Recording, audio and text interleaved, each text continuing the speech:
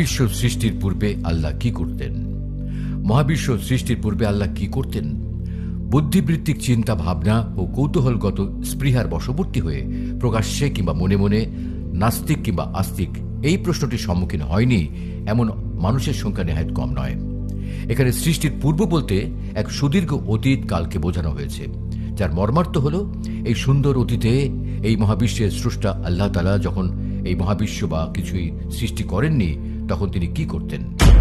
ভালো করে ভাবলে বোঝা যায় সাধারণ দৃষ্টিতে বিষয়টি খুবই জটিল এবং দুর্বোধ্য।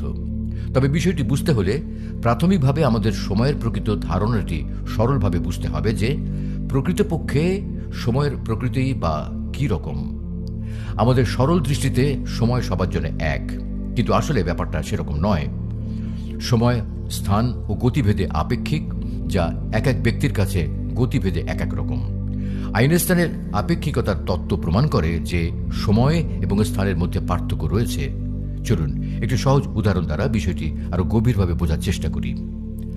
2 কিলোমিটার রাস্তা হেঁটে পাড়ি দিতে কতক্ষণ সময় লাগতে পারে? আনুমানিক 1 ঘন্টা। এখন এই একই পথটি যদি সাইকেল যোগে পাড়ি দেওয়া হয় তাহলে কতক্ষণ সময় লাগতে পারে? অবশ্যই 20 মিনিট কিংবা সর্বোচ্চ 25 মিনিট। সুতরাং দেখা যাচ্ছে যে গতি যতই বৃদ্ধি পাচ্ছে সময়ের গতি ততই যেন মন্থর হয়ে আসছে। এখন এই 2 কিলোমিটার পথ যদি এরোপ্লেনে পাড়ি দেওয়া হয় নিশ্চয়ই 2 বা 3 সেকেন্ডের বেশি লাগবে না। যদি এই পথ আলোর গতিতে পাড়ি দেওয়া হয় তবে কত সময় লাগতে পারে?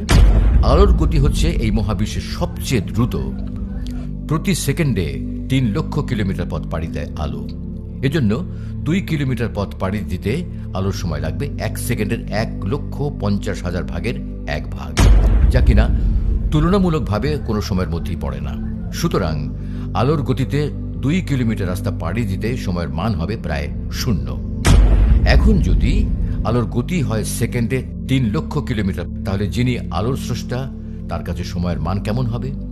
অতএব এই গতি লাভ করা আল্লাহ তাআলা ছাড়া আর কারো পক্ষে সম্ভব হবে না, যদি না আল্লাহ কাউকে সেই ক্ষমতা দেন সে ব্যতীত।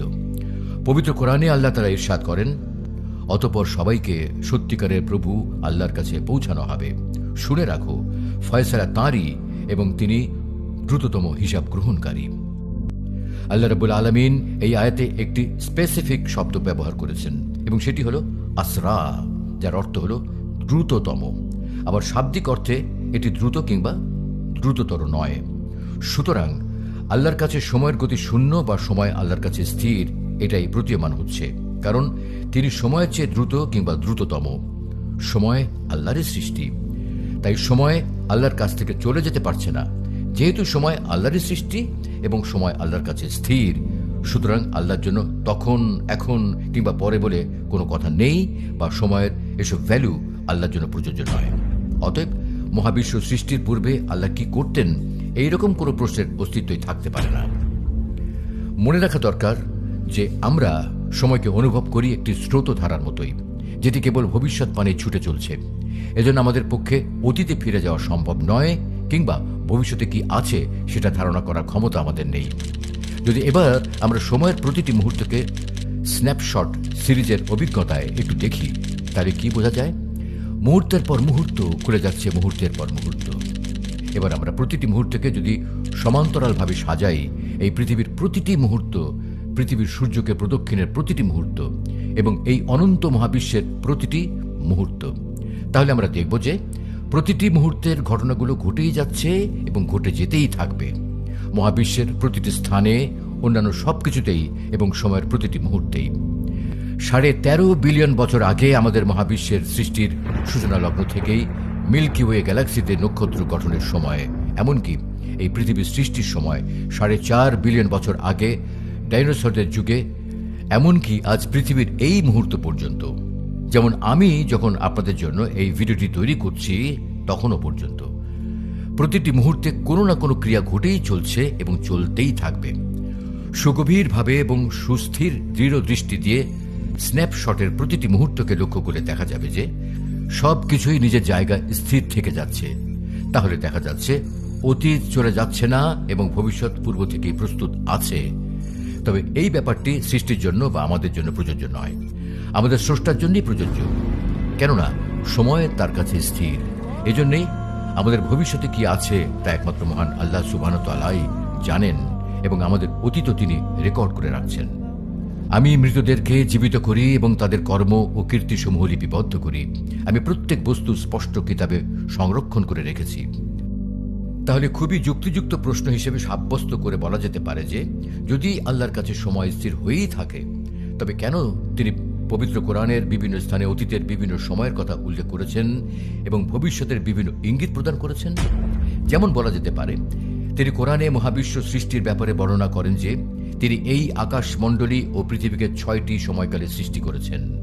কোরআনের বিভিন্ন স্থানের সময় সংক্রান্ত এরকম আরও আয়াত নাজিল করেছেন, যেখানে সময়ের মধ্যে অতীত, বর্তমান ও ভবিষ্যৎ নামের সময়ের এই ভ্যালুগুলোকে উপস্থাপন করেছেন।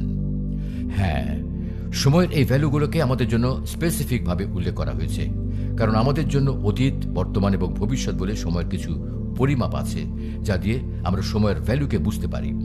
যেমন বলা যায়, সূরা ফুসসিলাতের 9 নম্বর আয়াতে আল্লাহ তাআলা ইরশাদ করেন যে তিনি পৃথিবীকে সৃষ্টি করেছেন 2 সময়কালে।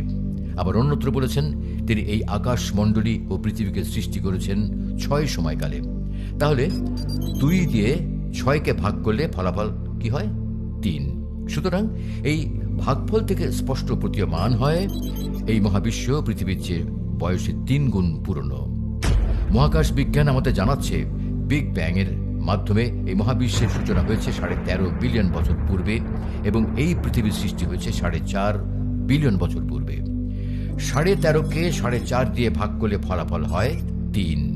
অতএব আল্লাহ তাআলার কথাকেই আজ বিজ্ঞান নিজের অজান্তে সত্য বলে প্রমাণ করছে যে এই পৃথিবী 2 সময়কালে এবং এই মহাবিশ্ব 6 সময়কালের সৃষ্টি বা মহাবিশ্বের তুলনায় আমাদের এই পৃথিবীর বয়স 3 গুণ ছোট।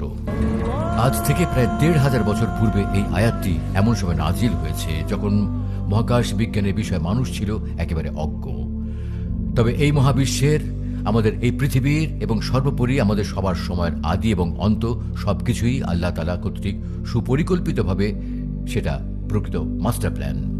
কারণ তার কাছে সময় স্থির, কেননা তিনি সময় চেয়ে দ্রুত।